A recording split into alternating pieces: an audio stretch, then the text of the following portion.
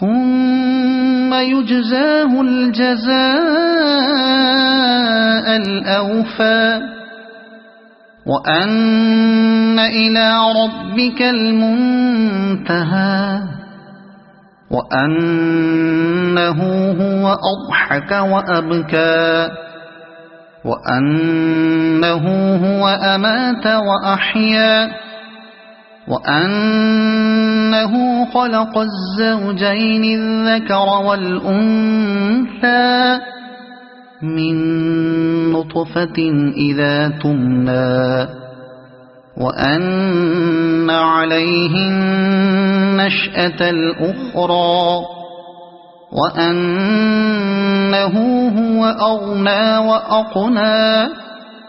وأنه هو رب الشعرى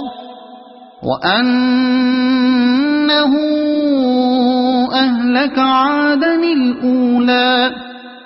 وثمود فما أبقى وقوم نوح من قبل إنهم كانوا هم أظلم وأطغى والمؤتفكة أهوى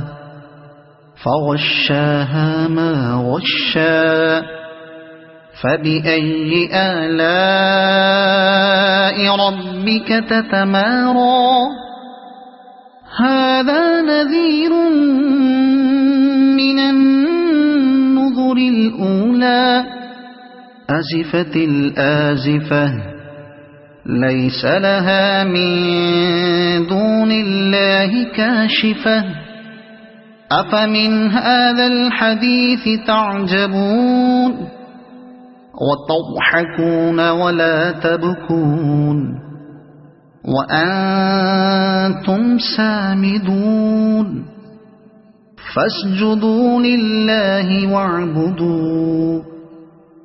صدق الله العظيم.